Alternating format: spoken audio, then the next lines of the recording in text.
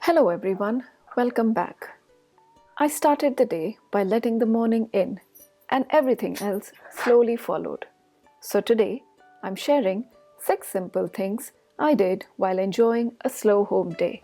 Please come along, I'm sure you'll enjoy this.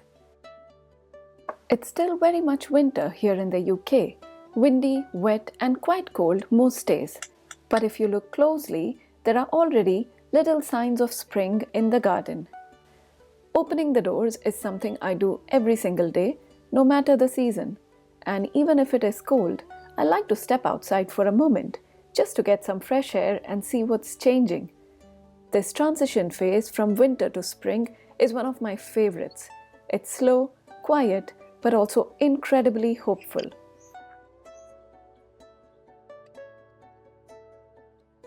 Alright, I am back inside now. And honestly, after letting the fresh air in, both the house and I feel so much better. I really believe there's very little that fresh air can't fix.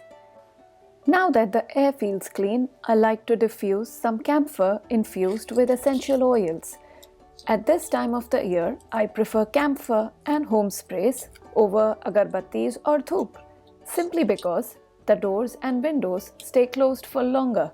Smoke can linger inside for quite a while, and diffusing camphor feels like a gentler option, fragrant but not overwhelming. I have been really loving this particular camphor blend. I actually spoke about home fragrances in my last video, so if you haven't seen that one yet, I'll link it. You might find some nice ideas for your home there.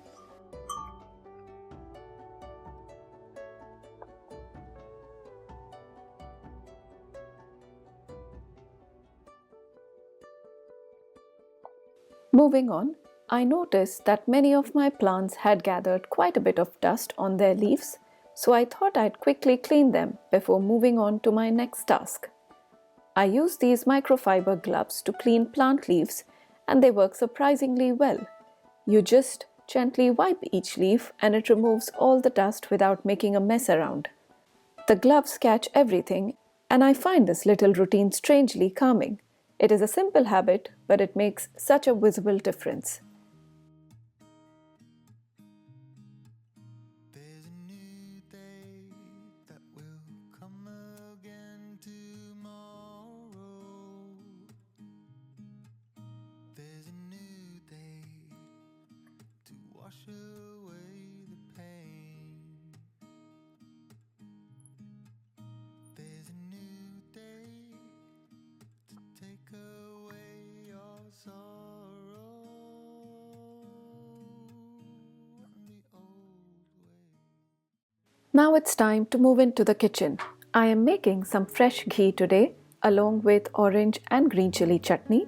I'll start with the ghee. I use store-bought unsalted white butter for this, and lately I have been really enjoying the ghee I get from Waitrose unsalted butter. I like making ghee in a cast iron pan. I feel it adds a nice depth of flavor. There is nothing complicated here. I just let the pan heat up, add the butter and let it slowly bubble away.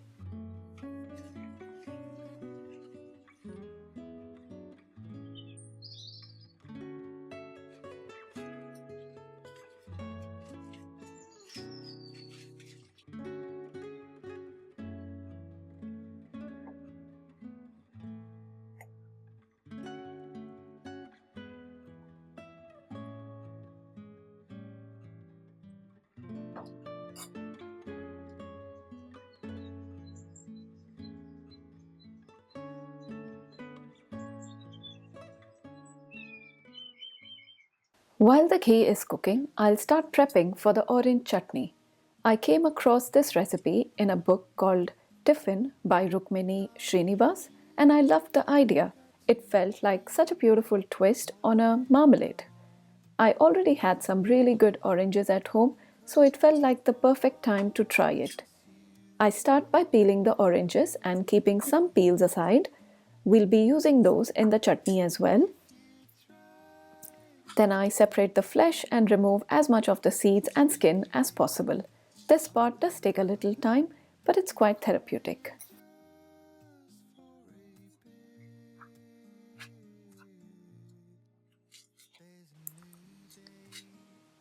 I absolutely love making condiments and chutneys at home. They make everyday meals feel so much more exciting through the week. What's your favorite condiment or chutney to make at home? I'd love to know. Do let me know in the comments.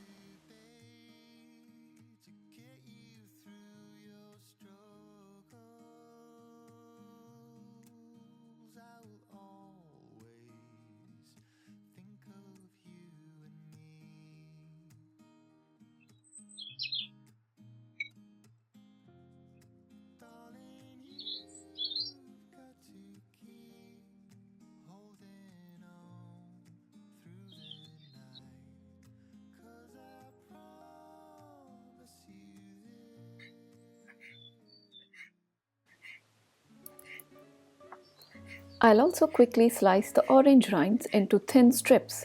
This helps it cook faster and soften nicely in the chutney.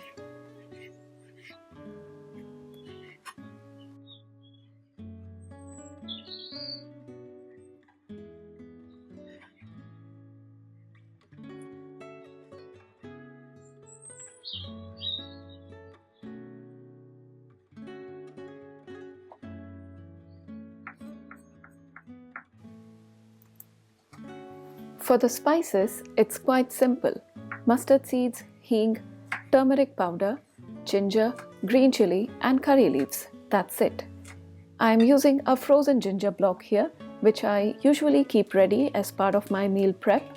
Once the oil heats up, I add the basic spices along with the green chilli, ginger and curry leaves, followed by the orange peel and the orange pieces. Even though the ginger isn't cooked fully at this stage, it cooks beautifully as everything simmers together. I'll add salt and let it cook until the rind softens and the orange becomes pulpy.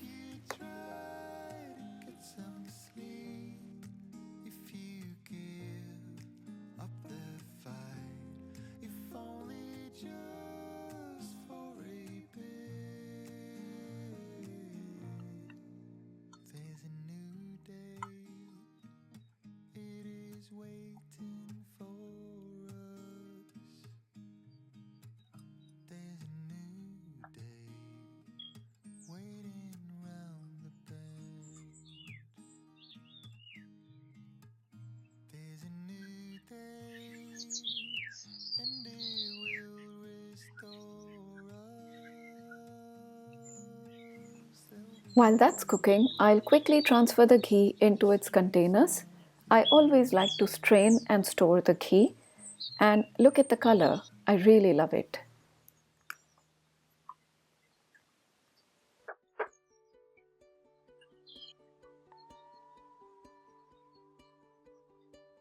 Coming back to the chutney now, the orange rind has softened nicely and everything has come together really well. This is when I add the sugar. The amount really depends on the sweetness of the oranges and your own taste preference. I think I went a little overboard this time. Next time I'll definitely reduce the sugar. But that's part of the fun of trying a new recipe, isn't it? Anyway, so once the sugar goes in, I let it melt and cook everything together for a few more minutes. You'll see the chutney slowly turn glossy as the flavors deepen and come together. I keep the flame low here as well because I don't want it to thicken too much, just enough for the flavors to blend in beautifully. So while that's simmering, I take a moment to clear the countertops and collect all the kitchen scraps. The orange peels go straight into my compost pot. I really like this idea of kitchen waste going back to the soil. It just feels like completing a cycle.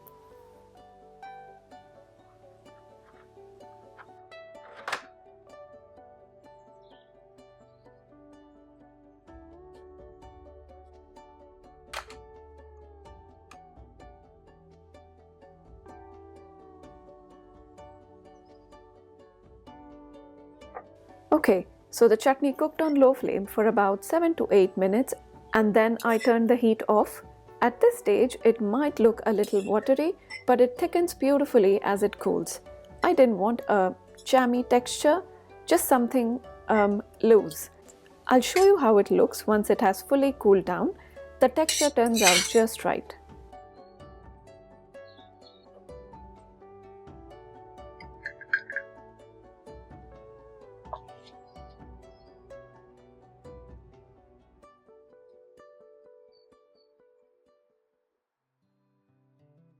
This is a good a day as any to start the rebuilding of life.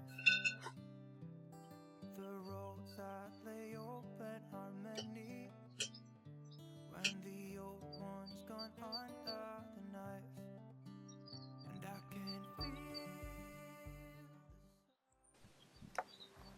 Alright, it's the next day now, and I'm back in the garden repotting my Tulsi plant. In one of my earlier videos, I shared how I've been caring for this Tulsi during the UK winters. The plant has been doing really well and it clearly needed a bigger home. I am moving it to a larger pot, topping it up with fresh compost and adding just a little liquid fertilizer.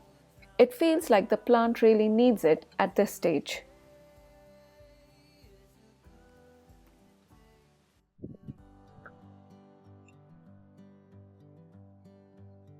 This morning has a clearer light as any to see the horizon and the far. Excuses were two for a penny, but they've all gone out the window of this car. And when I feel the wind on my face, all that ever was is a wreck.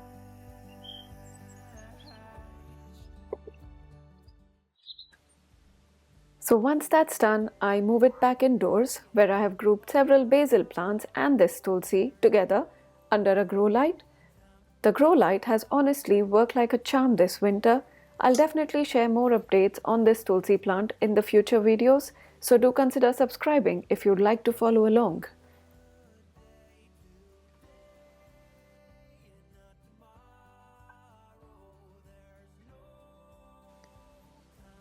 Now it's time for breakfast. I'm having some leftover moong dal paratha from yesterday along with paneer sabzi and of course the orange chutney I made. As a family of 4, we've already finished half the bottle. It tasted so good with the paratha and the consistency after cooling was just perfect. Not too thick, not too loose.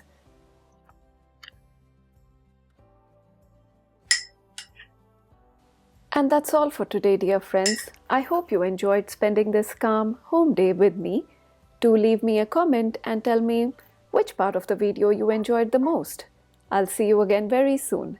Bye bye.